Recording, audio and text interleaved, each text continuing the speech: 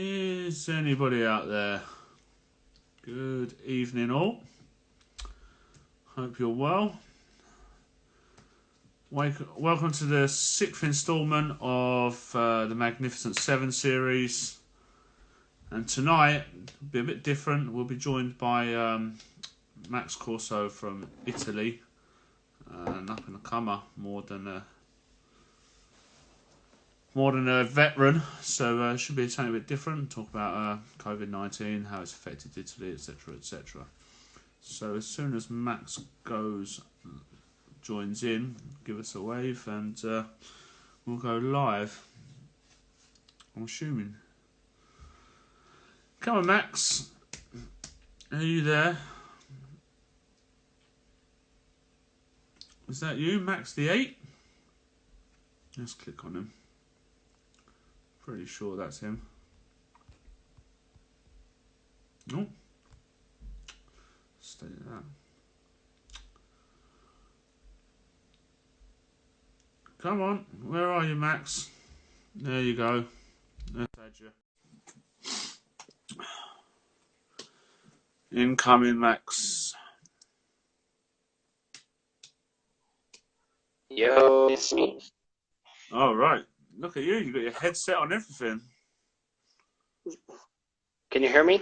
Yeah, I can hear you. Welcome, Max. Oh, thanks a lot, Chris. Thanks a lot for inviting me. You're welcome, pal. So, Massimiliano Corso, 31 years old, from Genoa, now living in Milan, right? Yeah, correct. Right. So, this should be a little bit different to the others that we've done. Yeah, of course. I'm grateful for having you. Thank you. So, although you're 31, like, you still kind of, how do we put this without completely insulting you? Like, you've got a lot to do in the game yet, you know? Like, you still have aspirations, you still have things you want to do. You're no way the finished article as yet. Sure. So, but that being said, you have a plethora of titles in Italy, right? Yeah, exactly. Most of them are in Italy. Yeah. So you're currently ranked #1 in Italy. Yep. Yeah. Correct.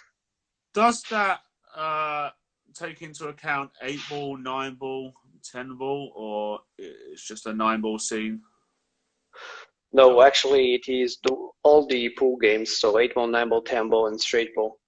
Okay. So what you have like a league? Yeah, we have, let's say, a national federation. Is organizing Italian championships.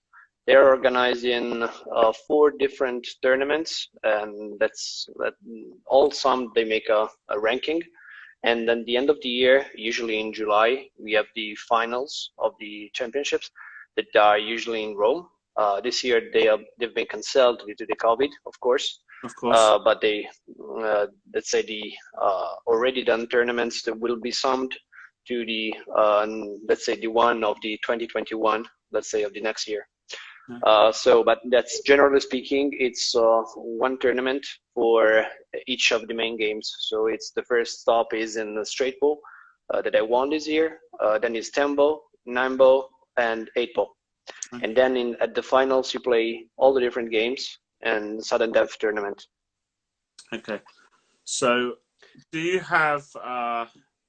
So I'm just going to read off some of your wins and what have you. So you've got 1 time the Italian 10-ball championships, 1 time Italian straight ball championships, and then you've got another Italian 10-ball championships on Italian television, an Italian team championship, an Italian 9-ball championship, a Summer Cup 9-ball runner-up, and just a Milan Open 10-ball championship, Genoa Open Championship. So basically, you've won pretty much all you can in Italy, right? Yeah, let's say that most of the big tournaments in Italy, yes, of course, I didn't win the Euro Tour in Italy, of course. My best result in Italy has been the 33rd last year. But yes, let's say the Italian tournaments have been, let's say, pretty successful to me. But the reason why, well, I'm not that good, of course, as all the other guys that came here before me. But most of the, let's say, the reason probably is also because I'm working full time. I'm a manager of a consultancy company in the engineering field. I'm a mechanical engineer, and so I didn't travel that much too.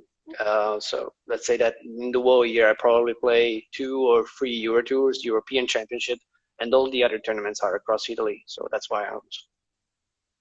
Okay, so like, what really sparked your love for all things American pool? Well, this is a kind of a funny, let's say, story because I started playing pool when I was 20. So let's say pretty late. Until that date, I was a water polo player. I was playing in the second division of the Italian championships of water polo. So let's say Yeah. pretty high ranked. And I didn't even know what the weekends were until I was playing with a polo because I used to play free. Let's say I had 3 trainings per day, every day, seven Yeah. out of 7.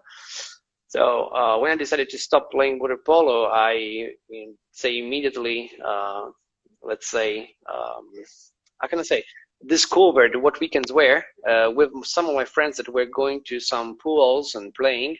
So some Sundays I started going with them, and there I discovered a pretty kind of a, I don't know, serious and interesting environment. And I really liked, let's say, from the very beginning playing pool. And I've been pretty lucky because let's say probably a couple of months right after I started playing, I got in contact with Riccardo Sini, that is the European Senior Championships of 9 ball of last year, and he saw me playing and say, "Okay, you might be good. So if you want, you can join me for free when I'm going to train myself, and if you want to, we can let's say train together." And that's how I started. 2 months later, I was a second division of the Italian Championships champion in Temple, and then I started to play pool pretty seriously. So that's how I started. So you picked it up pretty quickly, right? Jesus, that's Yeah, to go from swimming to potting balls pretty quickly, right? So yeah, probably. that's crazy. So and but you have to be dedicated in both. Like I've seen some serious water polo training for a Brit. My ex-in-laws had a water polo club in Malta, and so I've seen the guys train. They go hard Yeah, at it, right? Like three yeah, times a day, bang, backwards and forwards. So exactly. you know what it means to be devoted to training and keeping yourself in the right state of mind and what have you. So you've obviously took that from one sport and converted it over to another, right? Yeah, yeah, that's what I tried to do actually. From the very beginning, I started to not just playing, but to train. So making a lot of drills, exercises, and so on. So that's probably what helped me to grow pretty fast in the beginning. Even let's say if in Italy at the time the level was not that high. Yeah, of course we had some pretty good players, just like Fabio Petroni, Bruno Muratore, and Daniele Corriere that you probably already know, of course. But Yes. let's say apart from them, there was a kind of a good level, but not a really high level. But in the last few years, since we started, all of us started training pretty seriously, the level has increased a lot. So that's probably passing from water polo up to pool by keeping the same state of mind helped me a lot. So that's why. Of course, like winners breed winners, right? So like not only like for yourself, but the people around you. You can't play donkeys and expect to get better. So Yeah. like you will bring each other's game up, you will help each other, and you will aspire to be as good as the person next to you. So it's kind of the only way to improve, really, as you've probably found. you have to take some beatings, and then you get bored of getting beaten, and Yeah, definitely. And you rise your level yourself. So but you moved to the States, right? Yeah, yeah, that's it. That had been probably the turning point where I decided to start even playing a little bit harder if I could. This was the end of my studies, and for my graduation thesis, I went for 6 months in Norfolk, Virginia, to, let's say, prepare my let's say master thesis. And when I was there, I was just working on my thesis in the mornings, but in the afternoon I had the chance to find out that I was living pretty close to the Q Masters. That is probably the biggest pool in the US. It has something like 80 tables. 60 of them are 9-footers and the other one on 7-footers. And I spent, let's say, probably 10 hours a day for 6 months there. Wow. In touch, yeah. I got in touch with some of the biggest players, just like Brendan Schaaf, Mike Shane during the period. But a lot of those also a good Filipino player, just like RJ Carmona, and other good players, just like Ray Martelim, that are winning a lot in the East Coast. So I had the chance to start gambling a bit and playing tournaments every weekend. Tournaments, pretty big tournaments. I used to play with John Schmidt, Charlie Williams every weekend. So, and I won some of them. I won also a couple of US Open qualifiers, but I couldn't play on it because I had my flight back 1 week before, and I couldn't stay there because I had to come back and discuss my master thesis. So I sold the entry fees to some local players. But yes, that has been a sort of a turning point, because when I got back to Italy, I had a bunch of money in my pockets, and I've been able to give my parents back all the money that they spent to send me in the US, and I say, okay, so if this is the situation, maybe I can do something more than just playing for fun, and that has been probably one of the turning points of, I don't want to say career because it's not a career, but of my passion, of course. Well, you can call it what you like. Obviously, it's not your full-time profession, but it's a pool career of sorts, right? Like you've made money from it, you've devoted your time to it, you've crafted a trade. You can call it a career. You're now on the side. Oh, Nick, yeah, sorry, I was trying something different. Okay, I got back. Yeah. You can call it a career of sorts. Like it's not bigging it up too much, and it's not playing it down. It is what it is. So, like, what was like your biggest payday in the States? Well, the biggest one, it was a tournament. I don't even remember the name. It was in a tournament close to Richmond. I got first. I won in the final. No, actually, I got second. I lost in the final to John Smith. It was a pretty fun, let's say, tournament, because in the finals we were playing alternate break, and I lost a 7-6 just because I didn't win the leg. So we broke and run 13. Broke around the Yeah. set. Wow. Yeah, it's been super nice. It's been 7-6, and all of us broke and run all of his, let's say, all of his racks. So it has been a pretty fun event, and I won 2K there. $2K, and while the first was 3,200.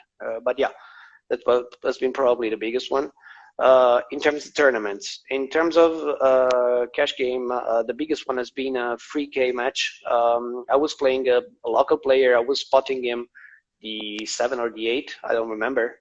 Used to play on the 7-footer, and he wanted to play on the 9-footer, but giving him this kind of spot, and I won. Actually, I didn't even know that I was playing for so many money because my backer organized everything. But yeah, it has been pretty fun. And in the end, when I got my slice of those 3K, has been pretty funny. Yeah. Leave it to the backer, right? Leave it to the state. Yeah. So, listen, like the main reason I wanted an Italian on this series, we're doing this because we're locked down on COVID-19. Yeah. Like you got hit pretty hard over there, right? Yeah, yeah. It started pretty soon because we have been the first, well, actually, probably the second one because Germany probably had it before us, but we had it, let's say, a little bit harder than them. But we have been the first state to have it in Europe. We started the end of February, I guess. And right after a few days, there was already thousands of people infected. So yeah, it's been pretty fast and pretty hard. And 2 weeks later, it was the beginning of March, we started to be under lockdown. At the moment, we are starting what they call the phase two. So from the beginning of May, actually it was May the 4th, so last Monday, we started this phase two that, uh, let's say, allows the people to go around a little bit more than before. So some people are starting work again instead of staying at home, just smart working and all these kind of things. But we are still under lockdown. They are Okay, talking about, yeah, sorry, please.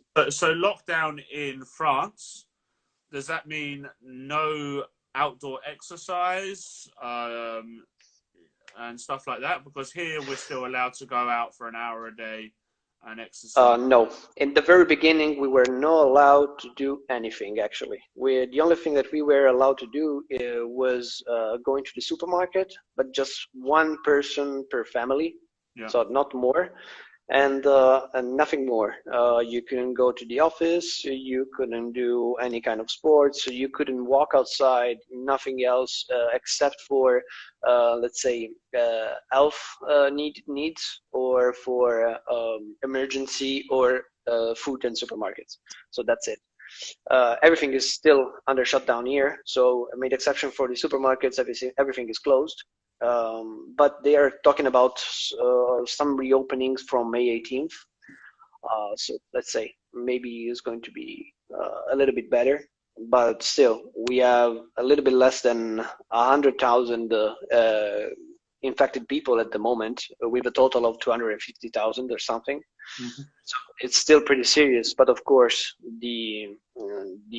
let's say the country has to start again, because otherwise the COVID-19 wouldn't be, let's say, the worst thing, because people is not working, people is not earning money, so a lot of businesses are closing. So even the economical situation is pretty tough. Are the French government helping everyone out with like furlough and government? The Italian one. Furlough, so, are the government paying you like a percentage of your wage? Oh, well, I've been personally, I've been pretty lucky because my company continued to pay me because I was working in smart working. But all the other people that were not allowed to work, there's some help through the government. But still, it's pretty funny because if you are, let's say, a freelancer or a person that has his own business, Self-employed. yeah, exactly, self-employed, the country is giving you just something like 600 euros for the whole period of the yeah, not per month, but for the whole period. So wow. You can even pay the rent and not even the food with 600 euros. That's instead, yeah, and for the people instead that are employed in companies but they are not allowed to work, there's a sort of help from the Italian government, but still they promised it, but still the money are not there. They are talking about probably September to give this money that is going to be something like 750 euros per month, but they will be paid from September. wow. So yeah, it means 6 months without anything, and then getting this small amount of money from September. So it's a pretty tough situation. Yeah. So how is everyone surviving? They've got no money for food, most people, surely. They've got no money to pay the rent. The landlords aren't getting paid. Businesses are shut.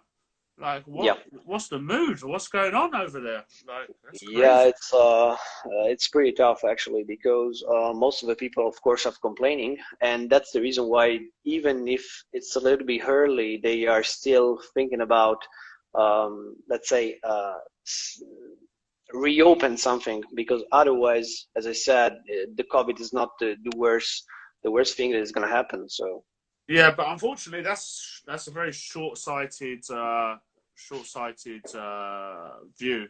Like that's why kind of the government probably needs to step up and help. If you reopen too early and get a second wave, this could go on for another 6 months, 12 months, and you're going to be in a far worse position than what you are now, 6-7 weeks in. Yeah, exactly. Crazy. That's in fact the thing that is scaring people, of course, because okay, reopening, okay, the economical things, but what if the second wave happens? So yeah, it's pretty tough. Okay, so are there police on the streets making sure people don't go out, and fines and? Yeah, exactly. There's a 440 euros fine if they find you out without any good reason, and good reason are just three: emergency, health, and food. If you are not out for one of these three, you are getting a fine of 440 euros. And this is pretty funny because people probably is going outside maybe to demonstrate and try to, let's say, letting their voices be heard. But they are finding them with 440 euros while they don't have the money. So this is the funny and tragic thing. So yeah. Yeah, it's hard times the world round at the moment, I think. Yeah. Yeah. Like I was there for the Treviso Euro Tour this year. Yeah, I saw. That's the first time we met. And, like me, Darren, Jason, Chris, and Elliot, we went to Venice on a little day trip, and we knew about COVID-19, and if anyone's been to Venice, like everywhere, this isn't a racial slur. Like Trafalgar Square, anywhere. Chinese people love a tourist destination, right? So definitely. There was Chinese people taking pictures of everything, right? Like the same they do on London Bridge, the same they do at Buckingham Palace, the same they do in Venice, right? And, we knew about COVID-19. We're like, oh, blimey, because, the rumours are it stays over there. And we're laughing and joking about a little bit, thinking, it's not that bad. When you get through the airport, all they did was, check your temperature with the thermometer. And then, so say this is, I think we got there on the Tuesday or Wednesday, went on the Thursday. By the Saturday evening, the news is, wow, there's been thousands of cases overnight. Exactly. Well, and Darren's like, Christ, I'm not sure if we're going to be able to get out of Italy at this rate, if they're going to lock it down. I'm like, nah, it'll be fine. It's all over itself. And lo and behold, it wasn't, right? It went from 0 to, oh crap, this is real. Yeah. And 10 days after, we were under lockdown, strictly under lockdown. Yeah, 10 days after. I do remember because I was in Treviso too, so I remember what you're talking about. So yes. Yeah, it went from nothing to, oh my God, very, very quickly. I'd like to go and visit Venice again right now. The water will be clean and the streets are empty. Exactly. I bet it's a lot of animals in the canals, so it's probably it's even better than before. Yeah, for sure. Because it was quite dark a little while after we got there, and you couldn't see too much, but it was a nice place. Yeah, definitely. I make a better Italian carbonara. Of course, probably in Rome, I guess. I got taught in Malta by a couple of Italian chefs, and I was very disappointed in Venice. Very disappointed. Yeah. They put bacon or ham on it or something. It wasn't even pancetta. It was awful. It's pretty expensive and not that good because it's mostly for tourists. So yeah, I can understand your point. All I wanted was some decent pasta. Yeah, you go to Italy. If you don't get decent pasta, then why are you even there? You probably would have eaten much better in Treviso because it's much less tourism and probably better restaurants. Well, yeah, when you can find them open, right? Christ. We either had pizza in the shopping centre, or we had some nice sushi, Japanese stuff at the restaurant next door. Yeah. That's quite nice. Also, right? The pizza place is pretty good. The pizza place close to the BHR is pretty good. The one in the shopping centre? Yeah, really close to the sushi place. No, There's a. Didn't you? That's pretty I don't good. think so. There's like you come out of the hotel, you turn left, and then there's a big shopping centre. Oh, no, no, no. I was meaning when you go out from the BHR on your right, there's a sushi place, and right after there's the pizza place. That's pretty good. I don't think it was ever open when I went. Next year, next year. Me and Darren ate about 40 pizzas inside the hotel. He's in there. He can testify. He likes a pizza, does Darren. Yeah, I know. So, He's probably here now. So. Yeah, no, he's in here. Yeah, he's there watching. Yeah. So, he does. So, Max, like, do you now, even at 31, do you have someone that you look up to in Italy, that you want to be better than you want to go further than, or someone? Yeah, of course. I gotta be sincere. We still have some good players because Fabio and Daniele Corrieri are still playing, and I can say that even if for the moment Daniele didn't play his best, Daniele is still probably the best player in Italy. So I don't know if I would like to look after him, but still, I love to play against him because it's really good. As you probably remember, 4 or 5 years ago, he made 2 finals straight, one right after the other one at the Euro Tour. One with Suke and the other one, I don't remember, probably was Albin, I don't remember. But yeah, so he's a really great player. Yeah. So there's a lot to be learned from him. Last November, when I won my first Italian straight pool championship, I played the semifinals with him, and I won it. But still, he is a great player. So probably he's the best one today. So yeah, he's the person you look up to the most and want to, beat the most. You feel like you've achieved something when you beat him, right? Yeah, exactly. I had the chance to play with him. Not so many times actually. A couple of times just last year. One at the Euro Tour when I won 9-8, and an Italian Championship when I won the straight pool finals, semifinals. But then in the past few years, we didn't play each other that much. Probably a couple of times. So probably it's a 2-2, let's say, overall score. But yeah, still, he's a great player. Could be a lot worse, huh?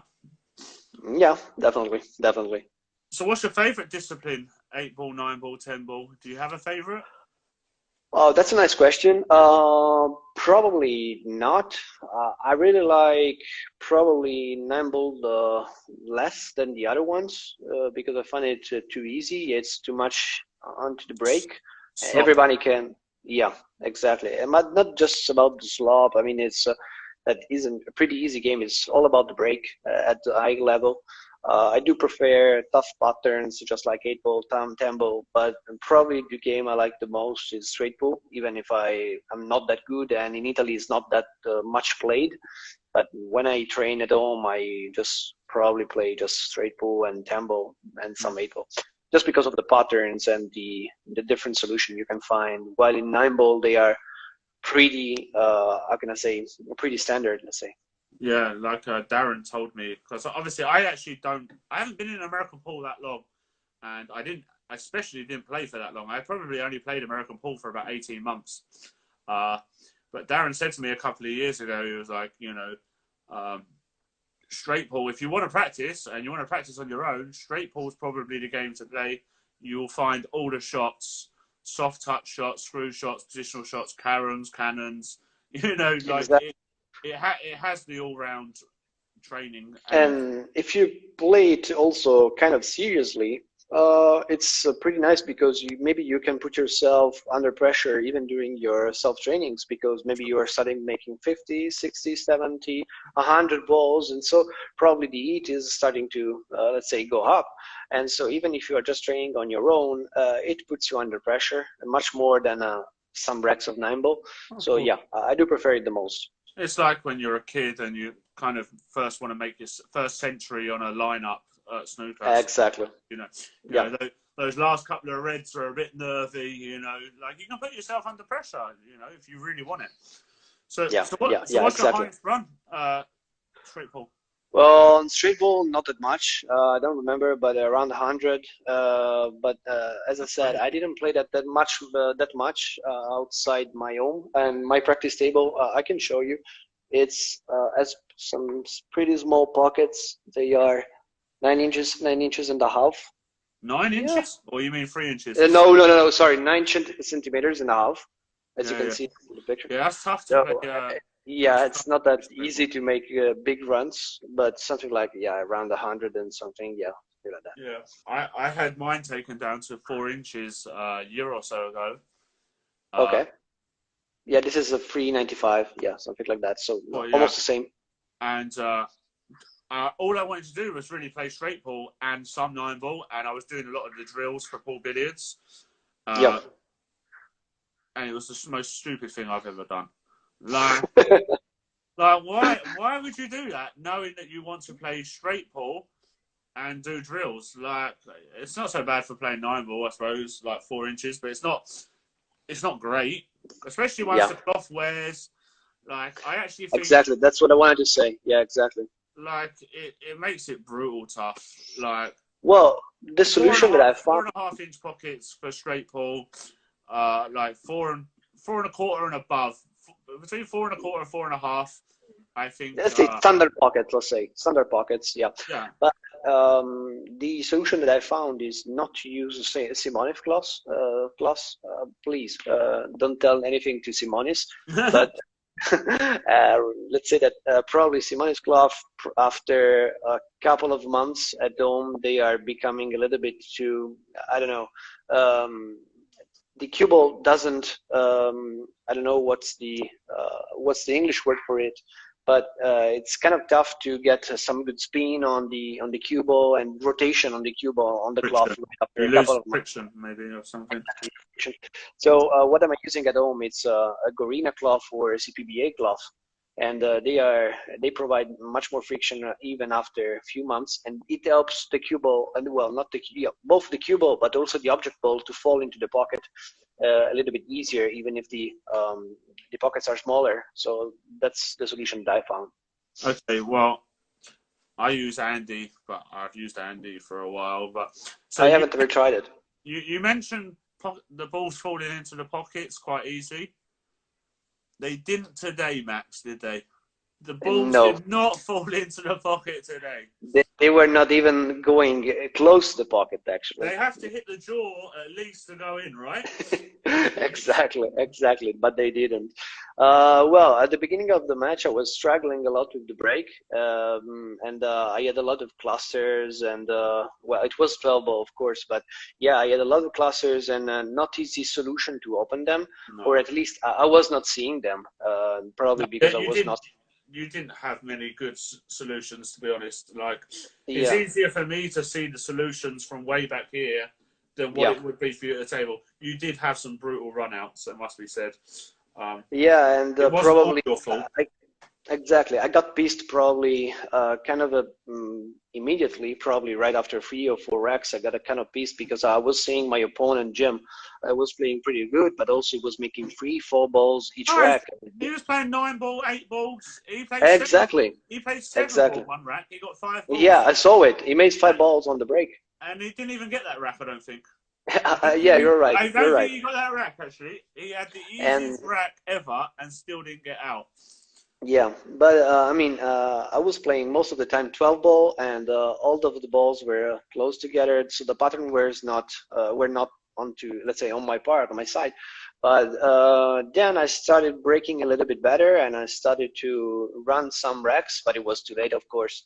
But I had my chances because 3 or 4 racks I could have run out, but still probably missed some of the crucial balls at the beginning, well, at the middle of the rack, or even in the end of the rack. Yeah. So even if I was not breaking good, I could have made a little bit better, of course. You But should have maybe changed your break a little bit earlier. You was overhitting the rack. Yeah. Especially with your tight pockets. If you've got all the balls running towards the pockets, they're just not going to squeeze in, and they squeeze and they end up close to. Yeah. When you hit them, yeah, when you hit them at 50%, you had some good breaks, right? Like, Yeah, in the end, yes, I made a couple of two balls and three balls racks, and but even if I was not making ball, in the end of they were like kind of a small spread on the table, so it was easier to run out at the beginning, of course. But still, it was a little bit too late, of course. I probably ran out the last six out of six, but it was not enough, of course, because I was way back. And oh so, yeah, yeah, yeah, yeah, 100%. You was on a hiding to nothing there. So, do you think you'll take Jim on again? sorry. Will you take Jim on again? Rematch? We are discussing about it. Yeah, I would like to because it's kind of a good training for us, and also, yeah, still You want since we your are money back, under luck. right?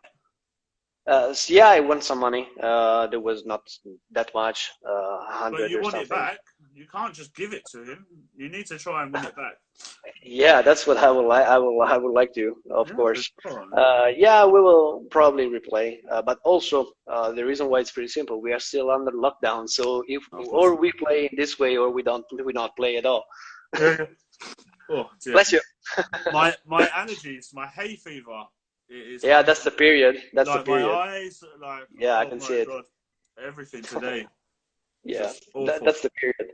Still, Oh, yeah, we will probably play again. Yeah, but also because I like Jim, we are friends, and we played also together in the QA Top Cup, the sort of Mosconi Cup online one. no one So, really likes Jim. Like we all tolerate him.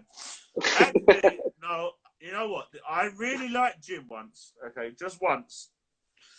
After the last GB9 event, we stayed at the hotel on the Sunday night, and it's me, Tom Staveley, and his girlfriend and Jim. We went to a nice restaurant called Miller and Carter.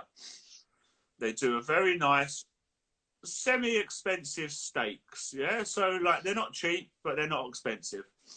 okay. And me and Jim had one of the most expensive steaks you can have. And we tried to get the most expensive ones, but they'd run out. It was Valentine's weekend.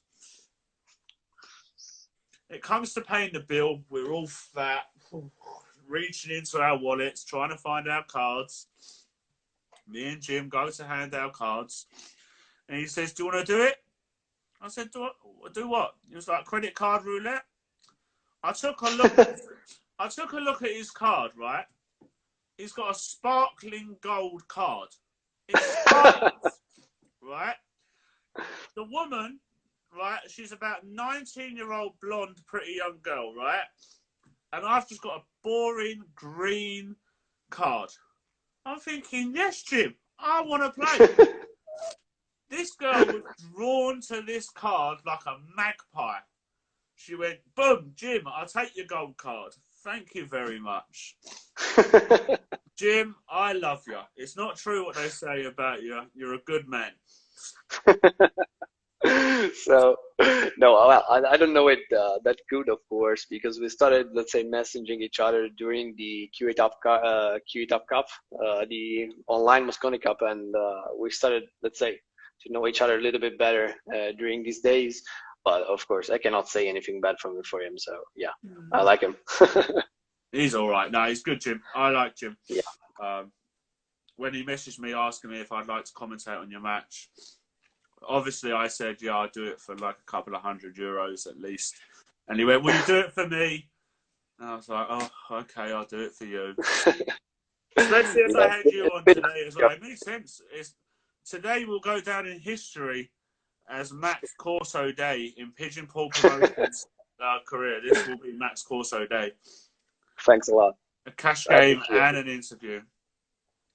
So, like, we're going to start wrapping this up and winding this down. Yeah. Who's your favourite player of all time? Quickly, off the top of your head. Quickly. Quick. He was watching us. Darren Appleton. Yeah. I've always liked him, mostly because of his temper. He has a temper? Yeah. Under pressure is probably the best player ever. When there's a tough shot or a tough moment in a match, is the guy that you want to shoot him. So that's what I really like him. I like from him. Probably it's not as spectacular as many other players, but yeah, it's super under pressure. And his all-round game is definitely one of the best in the world. bar none, ever. Okay, so who's the best player in the world right now? Well, tough question. Tough question. I would say, well, it depends. All-round player. Who's the best ball player in the world right now? Um, I'd say even if they are not playing that much, let's say on the west side of the world, I would say probably the Taiwanese players, just like the Ko brothers or Vuchaching. They are still on top probably. So they But beat Filler. Bang, don't worry about it. if they will play with them or around the world as the European player do, let's say most of the time, probably yes, probably yes. You But know what? That's what I want. Your personal opinion, and that's what we've got. yeah. Okay, so your 5 for the Mosconi Cup this year. Well, Filler, Fedor, Shaw. I'd put in them also Kachi and Fayen probably. And Niels has snuck back in there again. Yeah. It's away with murder, that old boy, doesn't he? He's going to be around.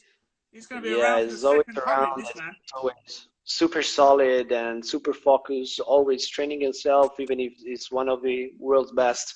I like him. I've got to have a pop though here now. You've called out Darren as your best, as your favourite player ever, right? Yeah. And you've not put him in your Mosconi Cup team. At the moment, Daz is not playing that much in the Euro Tours, not playing a lot outside Europe. So if he starts playing again and getting results, of course I'd put him. But it's since of his personal problems, he's been out of the game for 2 or 3 years. So he has a little bit of time to start again and hit some balls. Think Daz is currently the best ghost player in the world. Might be. Might be. His house. Might be. I don't know. I saw some pretty solid situation from Filler too in the last few days. Did you see him playing in 12 ball with Darren beat his score. Darren beat that. Darren did, yeah, but in a money game for something like 1,000. Darren played maybe for money the other day. Sets. I think Darren won about like 25-27, and Joshua won around 25-9, yeah, at 12 ball. Okay, yeah. So he's about 2 racks, 25 better. But Darren played super good 12 ball also against Dellino Stefano, an Italian player, the last few days. In the last 2 sets, he won 18 out of 21 racks. So yeah, that's how we did it. We did it from the last 25 racks. That's exactly how I worked that out. Yeah, so he's playing great. Yeah, you're totally right. He's breaking great, but he's playing great. That is super also to move the cue ball on the table and get all these small spaces on the table where you can just make past that ball. So he's playing great. So yeah. But it's your team. You pick who you want, buddy. So, okay, one last one. Yeah. So you played Jim today. Who would you want to play tomorrow for all the marbles? Well, marbles. Everything Max has got in his bank. Who do you want? Well, I don't know. Probably. There must be an Italian guy there somewhere with your name written all over him. An Italian guy. No, it could be anyone. It could be anyone. But like, come on, stir that pot. For all the money that I have. For all the money, who do you want? Wow. Call someone out now. Yeah, I will call probably the worst player ever. Oh my goodness. No, just kidding. No, I don't know. That's a tough question. I don't know. Who do you want to play for money tomorrow? Come on. For all the money or for some money? For all the money. All the money. If you want to play, Max, listen. If you're prepared to play him for $500, right? You have to be prepared to play him for $50,000. You have to be prepared to beat him, for whether it's a small amount or a little amount. You're right. So let me say probably Agen Matrizzi. Yeah, from the Albanian guys that is living here in Milan. You probably know him because he's playing pretty good in the Euro Tour.